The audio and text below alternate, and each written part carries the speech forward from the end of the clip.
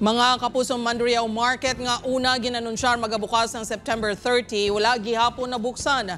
Mga vendor na dismaya sa pasalig sang LGU. Si Kim Salinas nakatutok.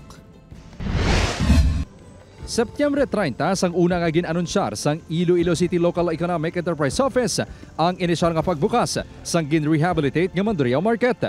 Tub-tub nga ginisol ini sa Oktubre 15. Apang wala man na dayon, nag-soft opening na ang Iloilo Terminal kag Central Market.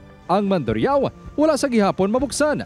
Dismayado diri ang mga vendor nga kasubong ginapasalig lang ang ilabuot. Ni namin tani ka makahalin ni kay luta kami dandi, baha kami budlay. Ay wala CR. Suno sa head sang Local Economic Enterprise Office, wala pa matapos ang pag-install sang tubig kag kuryente sa merkado. Apang mahimo na masailuan ang wet section. Panamala natin si market in charge nga ma-start agad sa dalom. And maamat-amat agad sila sulod. Ang electricity natin, may mga abang siya but din-check pa sang aton nga task force voltahe if safe siya.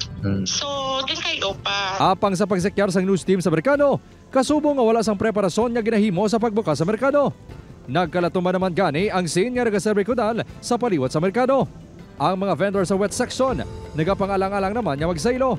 Saylo kasi muna, way mga kurente itong outlet to.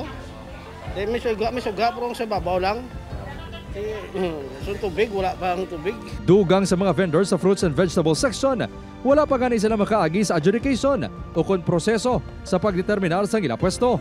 Nagpasalig ang LEO nga antes matapos ang tuig, makasaylo na mga vendors sa bag-o nga merkado. Upod kay Cirilo Renduque, Kim Salinas, 1 Western Visayas.